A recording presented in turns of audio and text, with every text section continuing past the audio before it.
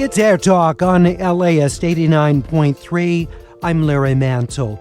Earlier this week, the Fremont City Council in the Bay Area voted 6-1 to approve a new ordinance that bans homeless encampments through the city, but would also make it illegal for anyone to aid or abet in the creation of an encampment. Joining us to talk about how this fits into the broader issue of homelessness in the San Francisco Bay Area is Ethan Varian. He's homelessness and housing reporter for the Bay Area News Group. Their Northern California papers include the Mercury News and the East Bay Times. Ethan, thank you for being with us today. Hi, good morning. Thank you for having me. So please share with us sort of how Fremont fits into the larger issue of homelessness, particularly in South Bay and East Bay communities. Right. So Fremont is the fourth largest city in the Bay Area. It's in the southeast part of the Bay Area. It's sort of between... Ethan, I'm so sorry. Our connection is just so bad. We're going to have to see if we can reconnect with you because it's just too difficult to understand. I'm so sorry. We'll see what we can work on with that. Also joining me is a member of the Fremont City Council, Zhang. Thank you so much for joining us, Council Member. We appreciate it. What are the reasons behind this ordinance?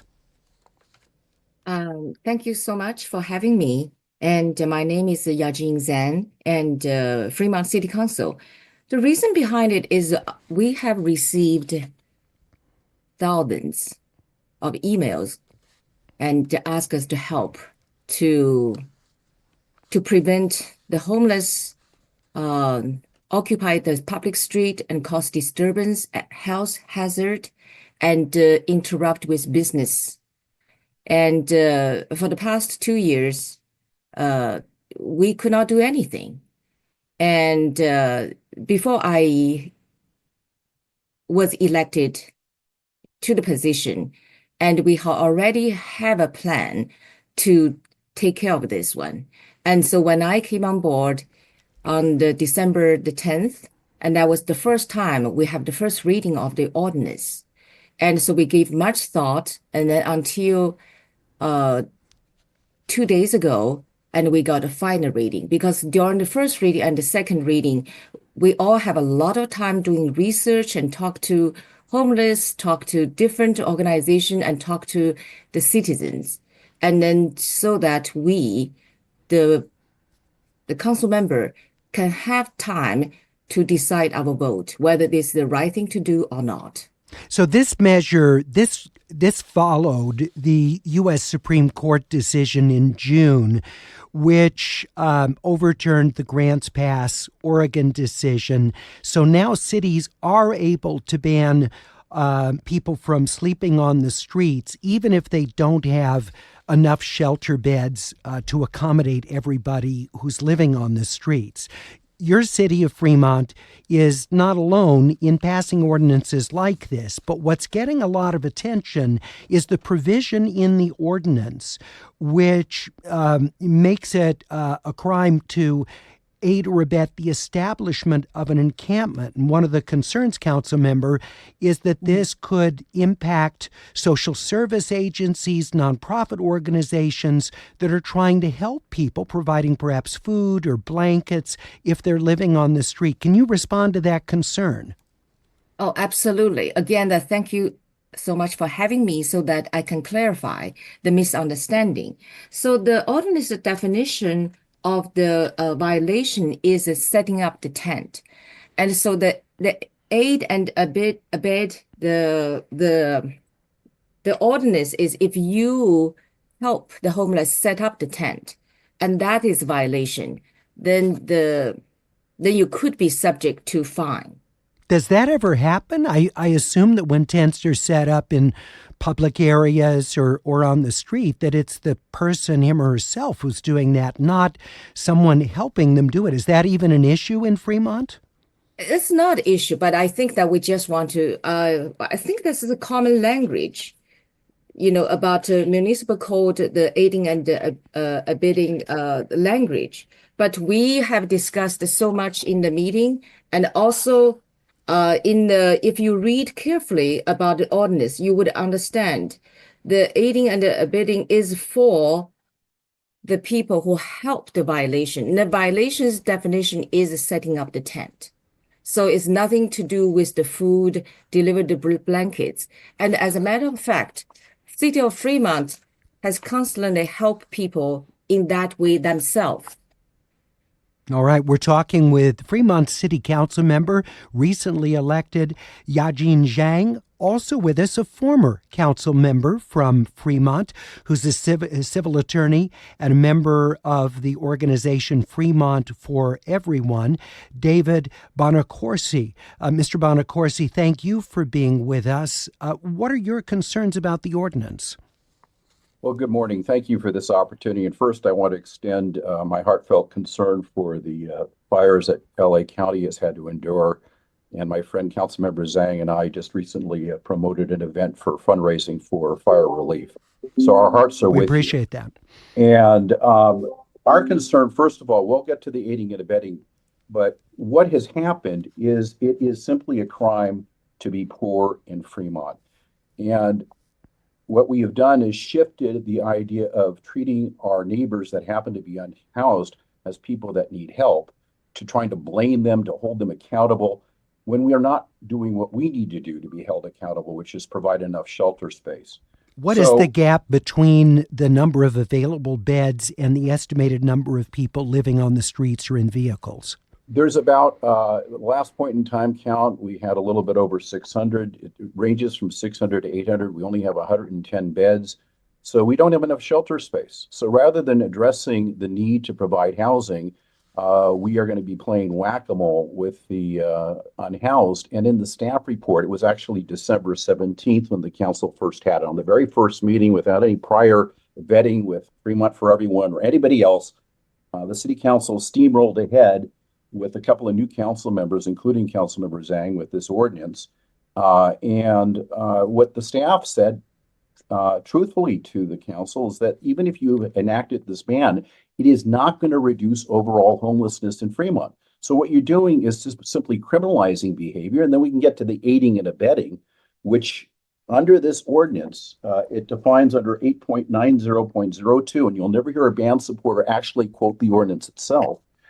A camp facility includes, but not limited to, tents, huts, vehicles, vehicle camping outfits, or camp paraphernalia, bedrolls, tarpaulins, cots, beds, sleeping bags. So if you want to talk about aiding and abetting, if somebody our nonprofit goes out there and offers a sleeping bag to somebody that is unhoused, not only is the person that is unhoused committing an unlawful activity, which can expose them to 6 months in jail or $1,000 in fines or both, but so is that person that is handing that sleeping bag to that person that's unhoused can also join that person that's unhoused in jail for up to 6 months or $1,000 in fine or both. David, we're not being told the truth by the city attorney or the city council when we're talking about intent. And I will answer your next question, but I want to indicate that ACLU Southern California has come to our aid and joined ACLU Northern California. And on the aiding and abetting provision, it says it's too vague. When you're going to be prosecuting people for a misdemeanor, you got to tell people what you're going to do. You don't leave it up to the city manager or the police chief who said on Tuesday, oh, we're going to come up with some sort of articulable price plus criteria, and we'll tell it to you later. That's not any way to enforce an ordinance. You got to give clear direction. And we got to go back to what we're doing right, which is to actually address the root causes of homelessness. We're talking with Fremont-based civil attorney, member of the organization Fremont for Everyone, former Fremont City Council member David Bonaccorsi. David, I want to ask you though, the people that are proponents of ordinances like this, and Fremont's not alone following the High Court decision to enact this, their argument is that you're not going to have to end up actually arresting people or charging people typically, but this gives police an opportunity because there now is an ordinance that they're able to use to move people along, and that this is essentially going to allow areas that are sensitive to be cleared. It's going to be able, allow police to be responding to residents' concerns about encampments that they may feel is a harm to their residential community, that it's a tool for police more than that they're going to go around rounding people up and throwing them in jail. What's your response to that? A couple of responses. The first solution is um, the condition of being unhoused in California is as a result of a 40-year failure by city councils and our state governor and our Sacramento to hold ourselves accountable for providing affordable housing. So now we're dealing with a symptom of a structural problem, and now we're just dealing with, again, displacing people in our community. We hear this. The chief of police talked about another tool in the toolkit. But what was never asked is, what are our existing regulatory set of crimes that we have that can only already address it? What additional activity, what additional tool are you being provided? And both the ACLU and in a very important letter from Lisa Raquez from Alameda County Health point out, what is the effect on the affected community? When everyone now is a criminal class under this ordinance, whether they get arrested or not, you've just created a criminal class in Fremont. What people do is they go and try to avoid further encounters with the police. They go to inaccessible areas. The ACLU points out that that kind of consequence, trying to not have a negative encounter with our cops, results in disparate impacts based on race, and based on ethnicity, and based on disability, which violates the Americans with Disability Act. So there's huge societal consequences for some cop having an additional tool in the toolkit. If you're on the other side, you're being hammered. We're talking with Attorney David Bonaccorsi, also with us, Fremont City Council member Yajing Zhang. Council member, you want to respond to what David just said? Yes, absolutely. So we got actually the support from the police and the fire, and they said they are not going to. First of all, the homeless is not criminal. Sleeping on the public street is not a criminal act.